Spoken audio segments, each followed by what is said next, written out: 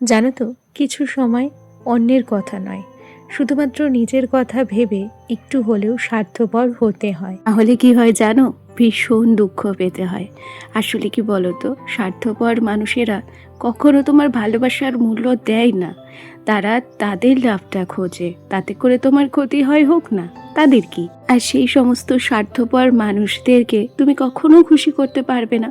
যতদিন পর্যন্ত তুমি তাদেরকে দিতে পারবে ততদিন পর্যন্তই তারা তোমাকে মনে রাখবে।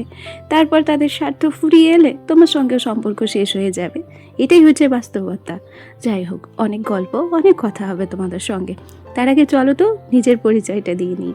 নমস্কার, কেমন আছো সবাই? আশা করছি সবাই ভালো আছো, আর আমরাও বেশ ভালো আছি। আমি রিমি। আজকে আমার আরও একটি নতুন ব্লগে তোমাদের সবাইকে অনেক অনেক স্বাগত জানাই। এই দেখো না, ঘরের সামনে যে ইটগুলো দেওয়া থাকতো সেগুলো সরিয়ে দিচ্ছি, নইলে ওই যে কুকুরে বাচ্চাগুলো ঘরে ঢুকে যায়, ওই জায়গাটা তো অনেকটা ফাঁকা, সেই জন্য। সকালবেলা উঠে আমি থালা বাসনগুলো সমস্ত ধুয়ে নিয়েছি। আজকেও প্রচুর থালা বাসন ছিল। মাঝে মধ্যে কেন জানি না থালা বাসন অনেক কম হয়, আবার মাঝে মধ্যে থালা বাসন প্রচুর হয়। বুঝতে পারি না ব্যাপারটা কি।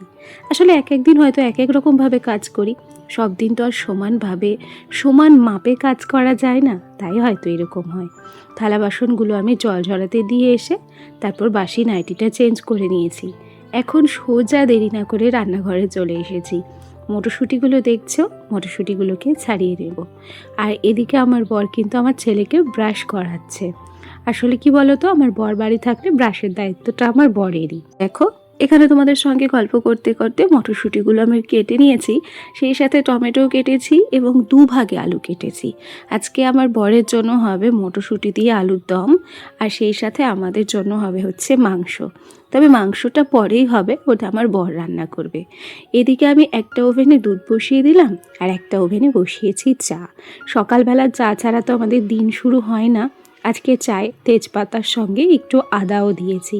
এই চাটা না একটু হলেও অন্যরকম, মানে এখানে পাতা চায়ের পরিমাণটা বেশি, তাই বেশি করে চা দিতে হয়, নাহলে ঠিকঠাক কালার আসে না। আসলে জানো তো, গুটি পাতা চা যদি একসাথে মিশিয়ে চা করা যায় তাহলে বেশ ভালো হয়। আর শুধু পাতা চায়ের চা জানো তো আমার একটুও ভালো লাগে না। আর আমি তো হচ্ছে চা প্রেমী লোক, তাই চাটা যাতে পরিপাটি হয় আমি সেই দিকেই বেশি নজর রাখি।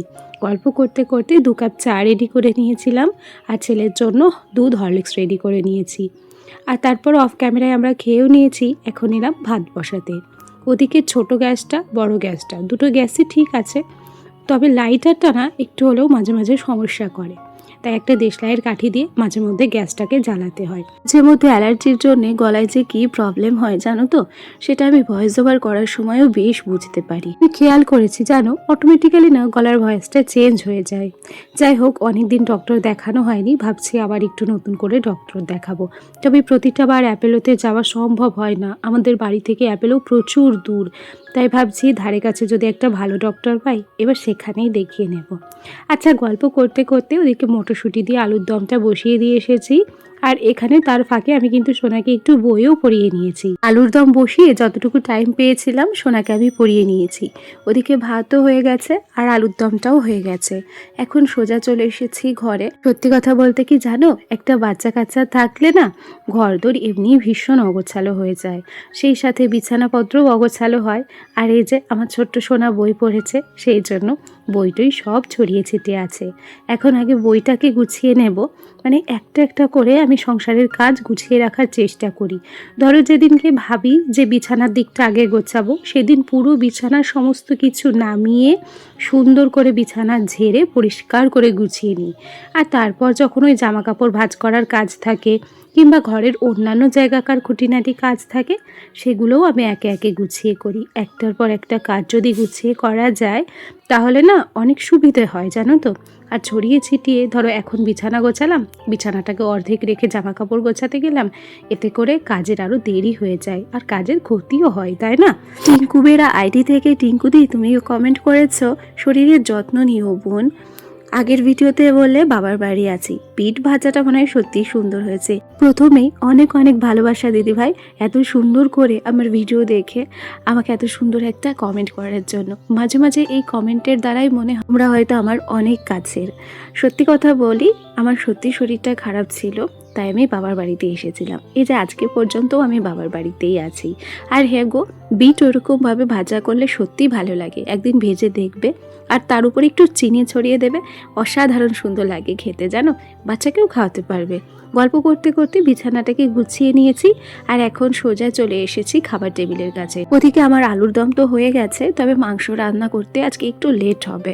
আমার বর যেহেতু রান্না করবে, আর সেই জন্য আলুর দম দিয়ে সকালের খাবারটা আমরা কমপ্লিট করছি। সেই সাথে রয়েছে হচ্ছে বাটার। সত্যি কথা বলি, বাটার, ঘি এবং আলু সেদ্ধ হলে আমাদের আর কোনো তরকারি খুব একটা লাগে না। আমরা ঘি, বাটার এগুলো খেতে ভীষণ পছন্দ করি। আর এখন যেহেতু আলুর দমটা হয়ে গেছে, তাই সোনাকে আলুর দম দিয়ে খাইয়ে দিলাম। আর সেই সাথে আমরাও সকালের খাবারটা কমপ্লিট করে নিয়েছি। আর এখন এই টেবিলটা দেখছো, এটাও সুন্দর করে মুছে নিচ্ছি।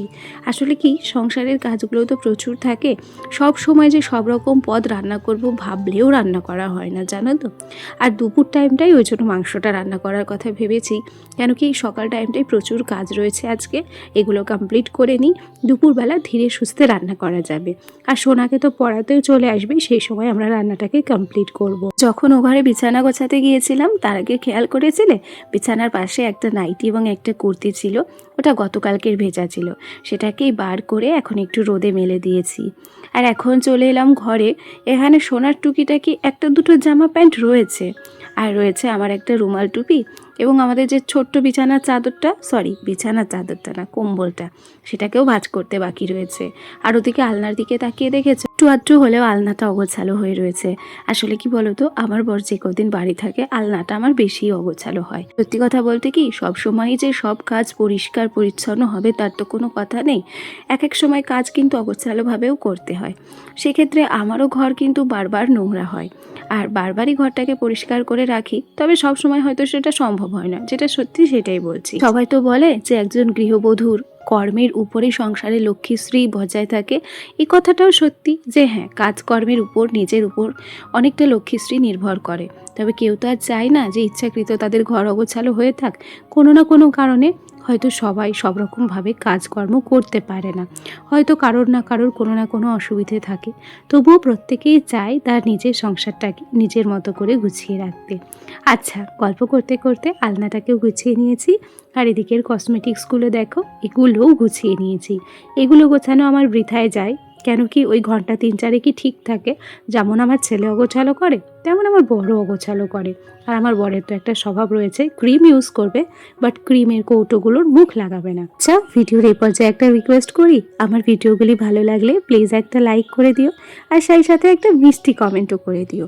আগের দিন গিয়েছিলাম নাজিরপুর, তোমরা তো জানো, সেখান থেকেই একজোড়া জুতো কিনেছি। আসলে আমার যে হাওয়াই চপ্পল ছিল বাড়িতে পরার, সেটা ছিঁড়ে গেছে, তাই এই জুতো জোড়া কিনেছি।